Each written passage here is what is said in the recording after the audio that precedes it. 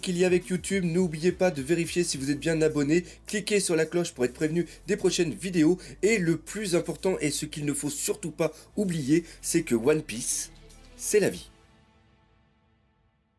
Salut, c'est le Doc, j'espère que vous allez bien. Aujourd'hui on va parler manga avec la critique de deux choses. Premièrement, le tome 81 qui vient juste de sortir et qui est en train de faire couler un petit peu d'encre au niveau d'internet. Et deuxièmement, un petit coup de cœur, il s'agit de One Piece Party. Ce tome 81 compile 10 chapitres, le chapitre 807 au chapitre 816. Et au niveau information qu'il y a dans ces chapitres, on peut dire que ça envoie du très très lourd. Et ça en fait l'un des plus beaux tomes One Piece qu'on ait eu pour l'instant. Alors qu'est-ce qu'on a eu là-dedans? On a eu premièrement le flashback du combat naval avec une partie de l'équipage de Big Mom contre Senji et le reste de l'équipage d'Imugiwara, l'arrivée de Jack la calamité à 1 milliard de berry, la présentation des deux seigneurs de l'île, et ça on va en reparler justement un peu plus tard, le vrai nom de Senji et son futur mariage avec une fille de Big Mom, et bien sûr le dénouement final avec Raizu. Tout ça sans compter les différents bonus comme les SBS remplis d'informations marrantes mais aussi importantes. On a à la fin une carte qui refait un petit rappel des Mugiwara, de savoir où ils viennent par rapport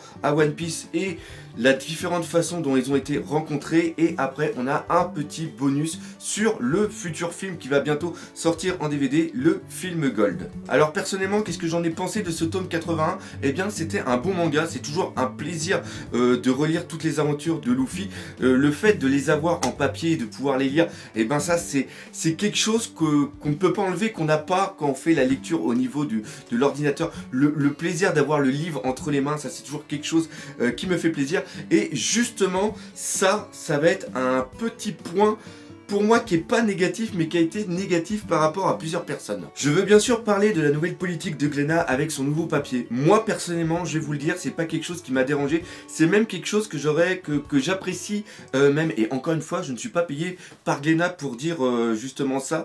Alors qu'est-ce qui se passe concrètement? C'est-à-dire que il y a un nouveau papier qui a été mis en place, un papier beaucoup plus fin, un papier un petit peu plus jaunâtre, et oui, au niveau du ton, on voit que c'est quand même moins blanc. Alors ça, ils ont mis plusieurs explications par rapport à ça. Premièrement, le fait que ça soit du papier recyclé, et ça c'est une bonne chose par rapport à ce qui se passe en ce moment dans le monde au niveau écologique. Le fait d'utiliser du papier recyclé, ça c'est vraiment classe. Deuxièmement, ils disent que c'est pour se rapprocher de l'édition japonaise. Ça pour moi c'est une mauvaise excuse, parce que au Japon la consommation du manga est une consommation à outrance. C'est pas une consommation comme nous qui sommes collectionneurs, c'est à dire que nous on a un petit peu cette mentalité bande dessinée, on aime bien avoir la BD, la garder et en faire une belle collection pour que ça soit bon dans la bibliothèque. Eux là-bas c'est plus quelque chose qu'ils ont l'habitude de lire, un peu comme le Weekly Shonen Jump, où c'est quelque chose carrément qu'ils jettent. Et aussi les mangas, une fois qu'ils les lisent, souvent après ils vont les revendre. Et il faut savoir aussi qu'au Japon, les mangas sont vendus à peu près 2 fois moins cher qu'ici. Et là, on a une qualité de papier qui est quand même moins présente que dans les anciennes éditions. Par contre, le prix n'a pas changé. Et ça, c'est vraiment dommage. Si Glénat avait accompagné cette logique jusqu'au bout, c'est-à-dire avait diminué un tout petit peu le prix du manga, je pense que ça aurait été mieux accepté. L'inconvénient des anciens mangas, c'est-à-dire que quand tu lisais le manga et que tu l'ouvrais, des fois quand il y avait des doubles pages ou quand il y avait des bulles qui étaient au milieu, il fallait vraiment plier le manga et on sentait une certaine résistance. Et vu que parfois on les lit plusieurs fois, et ben tout simplement il se plie. Alors que là j'ai remarqué à la première lecture, c'est beaucoup plus souple à lire, c'est beaucoup plus agréable, et on voit mieux le milieu des pages, enfin entre les deux pages. Je sais pas si vous voyez un petit peu ce que je veux dire.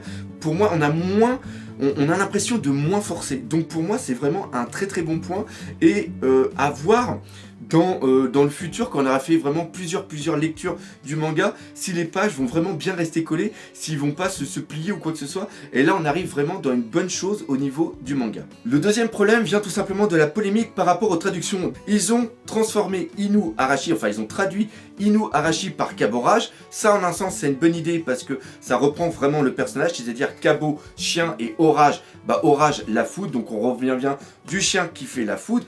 Par contre, au niveau de Neko Mamushi, là c'est chat vipère, c'est une traduction littérale. Et je ne vois pas pourquoi ils se sont amusés à traduire les deux, parce que ce ne sont pas les surnoms des personnages, mais ce sont bien leurs noms. Là, ils ont fait la même erreur pour moi qu'ils ont fait par rapport à Usopp et Pipo. Usopp qui signifie mensonge, ils l'ont transformé, ils l'ont traduit au niveau de Pipo, parce que Pipo faire du pipeau et donc mentir. Mais sauf que ça a complètement dénaturé un petit peu le personnage et ça n'a pas lieu d'être. Et encore une fois, même si ça avait été des surnoms, je ne vois pas pourquoi on traduirait le surnom par rapport à eux, alors qu'on n'a pas traduit les surnoms par rapport aux amiraux. Exemple, Aokiji. Aokiji signifie faisant bleu, et là il y a un lien par rapport aussi à la mythologie, par rapport à la glace, etc. Mais il ne l'a pas traduit, c'est-à-dire que dans la version française, on a toujours Aokiji. Donc là, pourquoi ils traduisent Nekomamushi et Inu Arashi? Surtout d'autant plus, là j'y vais carrément, vous pouvez remarquer qu'ils n'ont pas traduit d'autres choses. C'est-à-dire que par exemple, les deux équipes qu'il y a au niveau de l'équipage de Jack, il y a les gifters et il y a les pleasures, ils ont gardé les noms en anglais. Donc, des fois, les choix de traduction sont un petit peu bizarres. Voilà, c'est juste le truc, mais encore une fois, à part ça, ce tome 81 a été vraiment un plaisir à lire et je peux vous le conseiller à vous qui faites la collection des tomes One Piece. On va parler maintenant de One Piece Party qui est un spin-off de One Piece scénarisé par Ichiro Oda et dessiné par Endo Ei. C'est sorti au Japon au mois de décembre 2014 et c'est sorti en France le 11 novembre 2016. C'est un recueil de 5 histoires qui sont pré-publiées au Japon dans le Weekly Jump. Alors qu'est-ce que c'est que le Weekly Jump? Le Weekly Jump est un magazine qui sort tous les 2 semaines et à l'intérieur il y a plein d'histoires humoristiques sur différentes séries qui sont sorties dans le Weekly Shonen Jump. On a par exemple eu les histoires de Rock Lee, Dragon Ball SD et bien sûr Chopperman. Dans ce manga One Piece Party, on a les 5 histoires suivantes: à la chasse de la viande légendaire, l'enlèvement de Nami et Robin, Luffy, Momotaro. Alors Momotaro, ça reprend une légende super connue au Japon et en Chine. Après, on a à la recherche de l'or et la dernière histoire est une parodie sur les Super Sentai. Alors les Sentai, c'est Bioman et compagnie. Chacune de ces histoires est introduite par une petite planche où il y a Chopper et Usopp et se termine par une double planche qui reprend un passage qui aurait pu réellement se passer au niveau de One Piece, comme par exemple le moment où il y a Zoro qui fait face à Kuma et qu'il y a Senji qui intervient. Alors concrètement, qu'est-ce que j'en ai pensé? Eh bien, je peux vous le dire, c'est quelque chose qui m'a énormément plu. J'ai rigolé en le lisant. Ce One Piece Party, j'allais dire Mario Party d'ailleurs, ce One Piece Party est une très très bonne surprise. Premièrement, d'un point de vue graphique, le style d'Endo Ei est vraiment propre à lui-même, mais on reconnaît les traits d'Ichiro Oda. Donc ça, premièrement, c'est génial. On n'est pas dépaysé. Quand on ouvre les pages, on sait qu'on est bien dans du One Piece. Et même les décors sont assez fouillés. On reconnaît vraiment la patte d'Ichiro Oda dans le trait de Endo Ei. Donc ça, c'est Endo Ei. Putain, j'en veux pour Ei. Donc ça, c'était vraiment excellent.